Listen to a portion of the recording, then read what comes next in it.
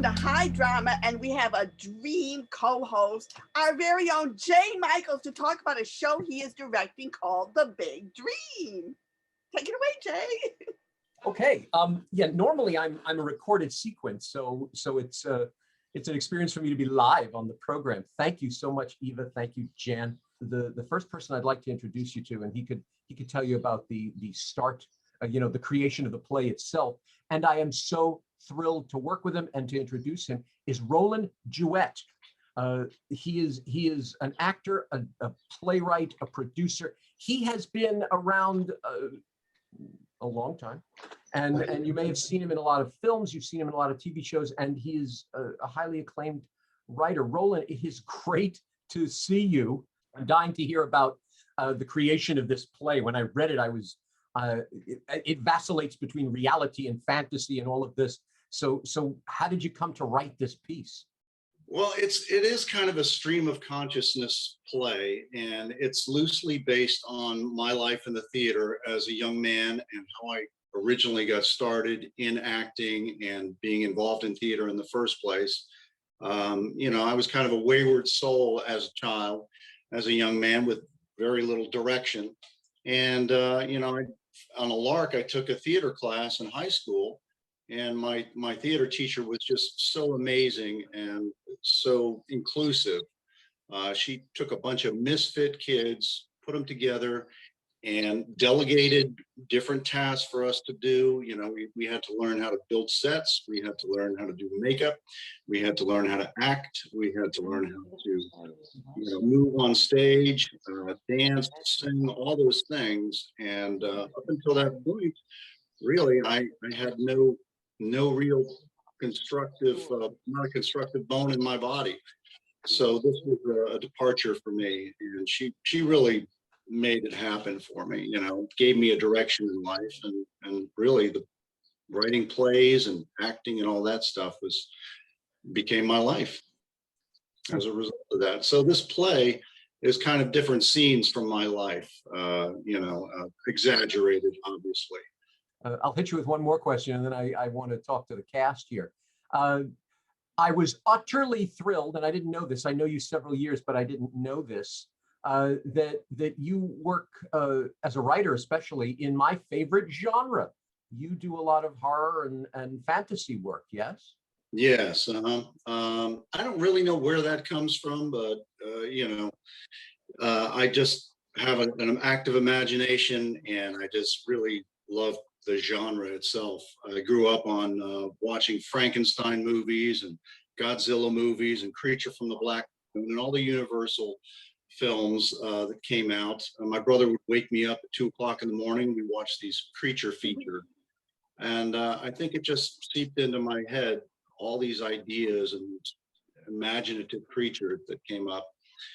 So I just decided to write some things in that genre, and started writing more and more, and those were the things that were the most popular things that I wrote. I mean, I wrote other things as well, but it seems like the things that got produced and published were all sort of horror based.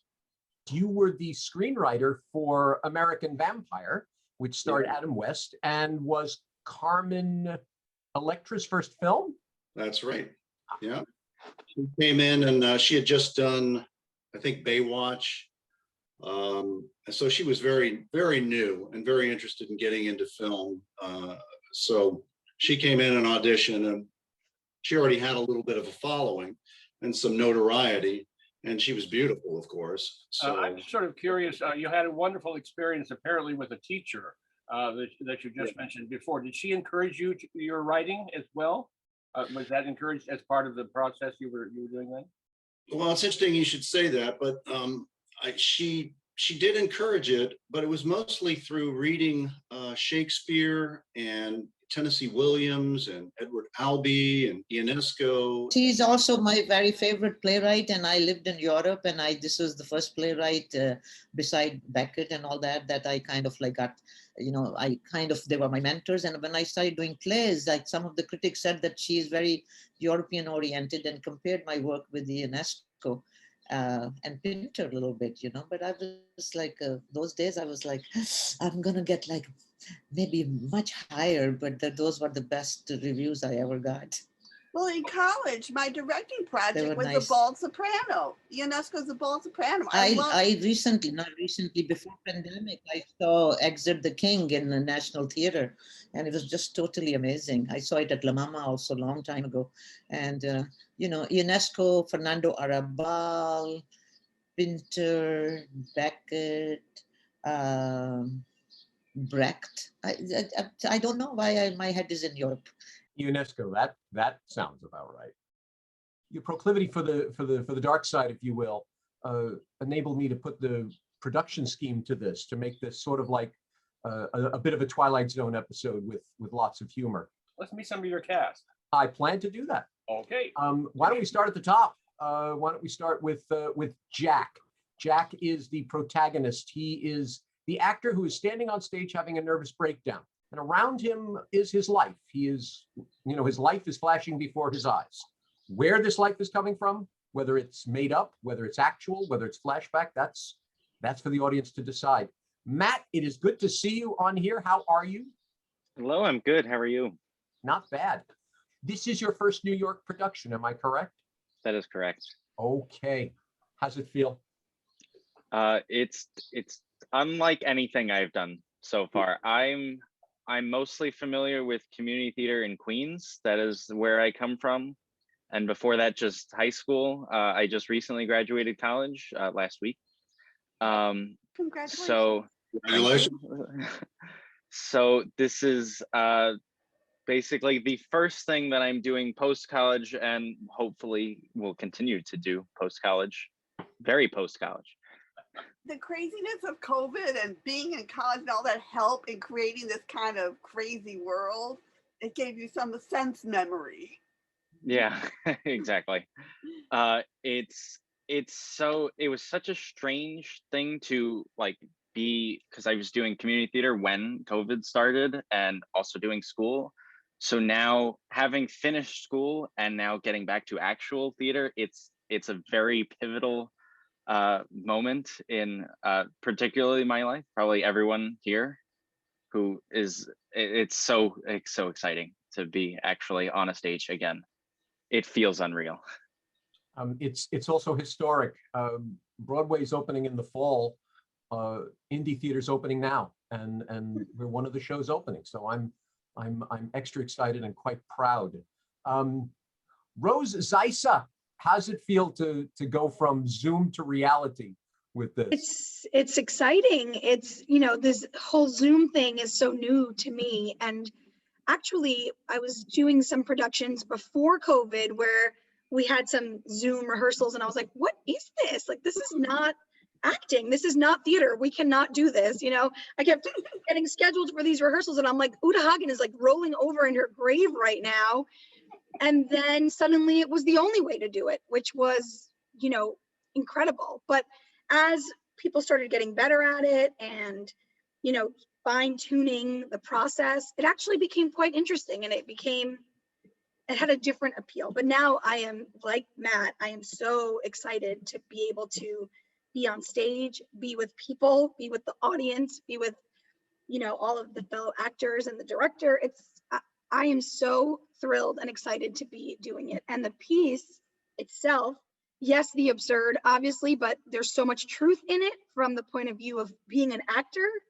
And then there's this feel, I did sketch comedy for a long time in my younger days. And there's a feel of that too. There's like this feel of like just a quick transformation. And now we're on to the next section. And it's really exciting. And what Jay is doing with us, I think is just, it's going to be really cool. Michael Pichardo. Pichardo or Picardo? Pichardo. And Pichardo. the H is not silent. There you go. I was right. Oh, there you go. I feel much better. Michael, you've worked with Rising Sun. You've worked with a whole bunch of other companies. Now they're doing hybrid now. So you recently did a project where I think the actors were Zoom, but no, the actors were live. The audience it was almost like a television show. Yeah. So now you enter into the realm. There's the audience breathing down your necks, or hopefully they're wearing a mask while they're doing it. How How is it for you going back into the real world? It has become more than a breath of fresh air.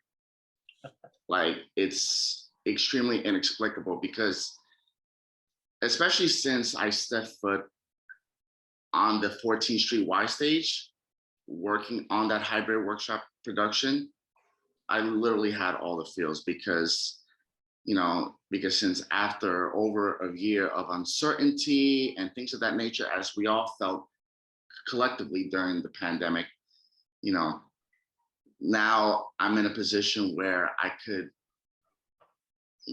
really breathe in through a character again, tell a story once again. And that's, the most important elements of becoming an artist on stage. And with this piece, and it's interesting because when I read the script, I had those same flashbacks. I always wanted to be an actor, but I never really spoke to anyone about my dream of being an actor. I just kept it to myself, but I felt like I knew deep down that I wanted to be an actor, especially since I was such a sitcom buff. Truth be told, I was more of a sitcom buff than a movie buff. Guilty as charged. But that's how brilliant this piece is, and that's how genuinely excited that I'm a part of it.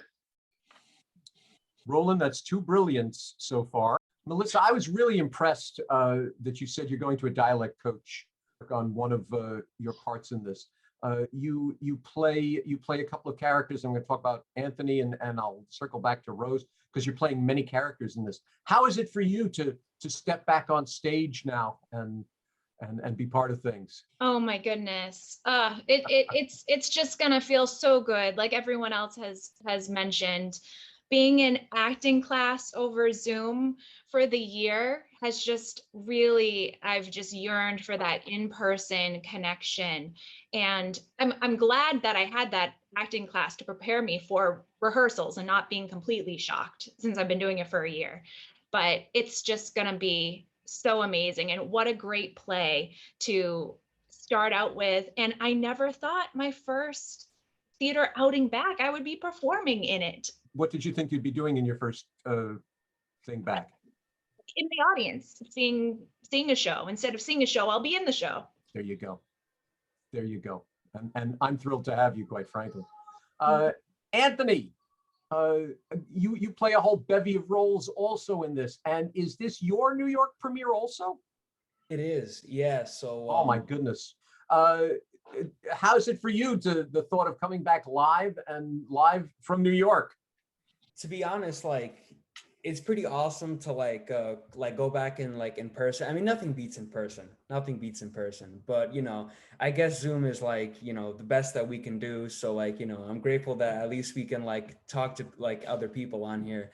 And funny thing is, this is actually like my first like professional like production. Like I've been acting for like a long time, since like middle school, and I did a lot of like plays in high school.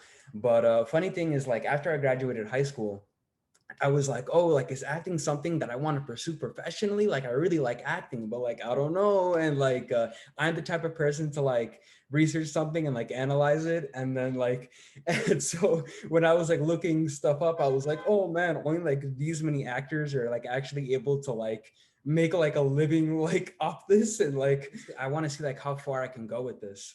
And so I'm very like happy to be a part of this. And I know it's challenging with COVID and stuff, but being in person now is just, it's going to be awesome. And I'm just going to see like, I'm just going to give it my best and, see how we do. So yeah, thank you. You're going to be marvelous. And this is going to be immersive. So how are you going to deal interacting with the audience? Because you never know what the heck they're going to do. I'm just curious how you incorporate that and how you direct something like that. I'm going to hide some of those details. But basically, the play is going to become a symphony. Matt, as Jack, as he is telling the story of his life, he is going to pull people from the audience to be characters within the show. I'm not going to say anything more than that, but he will be weaving in and out of the audience so that the audience at any moment is not going to know who is an actor and who is an audience member. So we'll have that sort of eeriness, like, wait a minute, someone just got up from their seat and went onto the stage. Was that one of the actors or was that one of the audience? I have a spot, and I'll send a note to all of you as to how you could be part of it, where the entire audience is going to be part of the show. The entire audience has a walk-on. And you will see where that happens. My feeling now, and a lot of people, when I said this to them, they all said, what are you talking about? We have to wear masks. We have to pour alcohol on ourselves when we do this. Everyone that's coming into the theater is going to be vaccinated. You can't walk into the theater without your vax card. So that's number one. You can't be cast in this show without your vax card. So albeit that 6% that they talk about with vaccines, we are all close enough that maybe it's time that we try to be close enough. I'm not doing anything that sounds terrible to anyone, nervous to anyone, and everything is optional to people. But I want people to finally get used to seeing each other again, talking to each other, and being part of the action. The theater is doing social distancing in terms of seats, so there will be separations. Everything is kosher, but I want the people to talk to the people. And for me, theater has always been immersive. For me, when you're in this business, because you know the audience, you know the actors, you know everything, it's always been immersive. You're always, all around you. And I wholeheartedly agree with Anthony, with Rose, with everyone who said this. I see my own flashbacks in this. I don't know if they're looking at me, but on my little lens on Zoom as we're rehearsing, each time Matt gives any kind of dialogue, I go, yeah, okay, yeah, right, I did that, yeah. Oh, hell, I was part of that. And I think this play, as much as it's surreal and as much as we're going for that surreal, not sitcom, but TV episode of the Twilight Zone or Night Gallery feel, I want the audience to feel the connection. I want the audience to enjoy it and be part of the great experience. Thank you all so very, very much for visiting us today. See you all Wednesday. Absolutely. See you all Wednesday. Rollin, a pleasure to meet you. Finally. Pleasure to meet you. Thank you so much. My Nice. pleasure. I can't wait to come and see you all in person. I can't wait to We come and can't see wait. us all in person. We can't wait to be seen in person.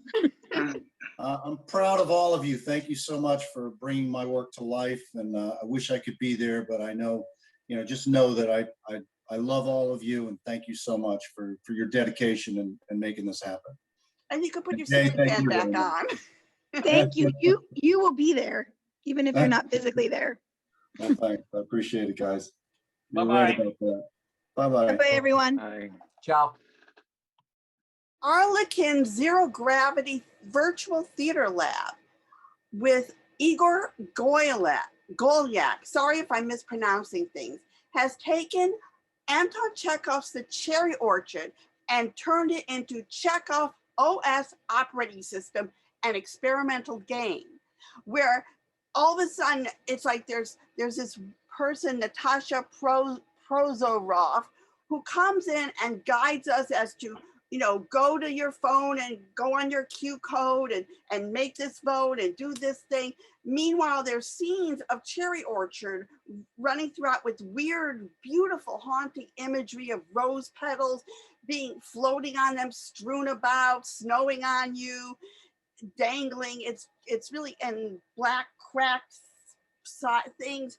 And it's got an incredible cast with Jessica Hack. And Anna Baryshnikov is acting with her father, Mikhail Baryshnikov, who is portraying Anton Chekhov, and he's reading these letters he wrote when he was very ill, and Cherry Orchard was his last play. So you get aspects of the play, the author writing the play, and scenes of the play itself. And, if you're technically challenged, it's okay, because what you can do is just enjoy the play. Or you could just go to the chat and just chat all the time with everybody. Everyone's very witty and it's very clever. Or you can do all the gaming stuff if you're a gaming person. So there's something for everyone to enjoy in it. So there's more on my Facebook page. I just wanted to give you a heads up. Gerson with Diva, and it sounded like it wasn't so much of a game then as just a multimedia experience. And I found all the extra stuff about the computer very confusing and not helpful. I loved the scenes from the play, And I loved Baryshnikov as Chekhov, and I felt that was very moving. And the play itself is very moving, but I had trouble with the technology. That's why I was saying you don't have to deal with the technology, you know, because Forgive me for asking this. I probably should know, but is this the Baryshnikov? yes. Right. Okay. Thank you very much. Yeah, I know he's still active. I just wasn't sure if this was him. Yes, it is. And he's so good as Chekhov, you know. And we should say that Cherry Orchard is a play about this aristocratic family who kind of ignores the fact that they're in debt and they might lose a cherry orchard. And this landowner now, who his father was one of their serfs, has now become quite wealthy, and he ends up buying the cherry orchard, and he tries to be helpful, and Varya is in love with him, but he's, you know, ignores her. It's like, you know, the usual, you know, unfeeling landlords who aren't thinking, hopelessly being in love, let's get to work. And then there's this wonderful Fears the Old Butler that you all fall in love with. So, I mean, they don't use all the characters, you know, but it was very interestingly done. And like I say, there's an aspect you can choose your own way to see this and enjoy it. I would give it a happy face minus. And now we went to the Axis Theater live. Every time I go into a live theater, I burst into tears. And we saw World's Fairs, and which now Mark will talk about. Yeah, I was really happy to be in a live theater too. It was the first time actually inside, and that was very exciting. But this is like a very funny, but also very bloody and somewhat scary play, because it deals with an architect who creates a strange hotel where people check in, but they don't check out. At the World's Fair. Fair. They come to see the Chicago World's Fair. And there's also a Frankenstein motif about he and his henchmen are taking out the parts of people and putting them in other people and creating these like human machines. And Edgar Oliver is the perfect actor to play one of them. And he is so great. This is a true story. That actually happened at the Chicago World Fair. Oh, yes. It's H.H. Holmes. It was a real person. It was called the Murder Motel, actually. In fact, he took from 3 different people. I don't think he called it that when he had people coming to come in. No, but that's what the newspaper people called it. Yeah, it was about H.H. Holmes, Frankenstein, and and Oppenheimer with the atomic bomb. Vandy Sharp, who did the writing, set design, and everything, melded all these 3 together. And the henchmen were hilarious. I mean, they all had those Frankenstein shoes, but the henchmen had the bowler hats on, and they looked like they escaped from Waiting for Godot. There was something rather vaudevillian about them. I mean, it was a gruesome subject told so entertainingly and fun. I think that's how Grand Guignol is supposed to be done. Oh, is it? It's so over the top that it's also extremely funny. And there's a female in it too, and that's and with in this day and age with the they pronoun, so you had the man with the female parts in it, so you get that hybrid thing going. So I mean, there was a lot of interesting points to this play, and just also it's so wonderfully spiffy for lighting and sound techniques. You know, it's a short play, but it's really wonderful. That sounds great. What would you give it? Happy face? Oh, yes, happy face. There's lots of things going on. We're going to put up a list, and Eva's going to talk about them now. Right. First, I'm going to talk about our former guest shows. Edward Einhorn's The Marriage of Alice B. Toklas by Gertrude Stein is a fundraiser for Untitled Theater Company, and that's going to be June 19th at 7 o'clock. And we saw that. Mark, do you remember? Oh yeah, it was like a great celebration. They were serving champagne. I wonder if they'll do that again. And the theme place, Erin Cronican's, they're doing The Queer Witch Conspiracy. We're Not Who You Think We Are, which was written by Brandon Walker, directed by Erin Cronin. That's coming up June 23rd and 24th.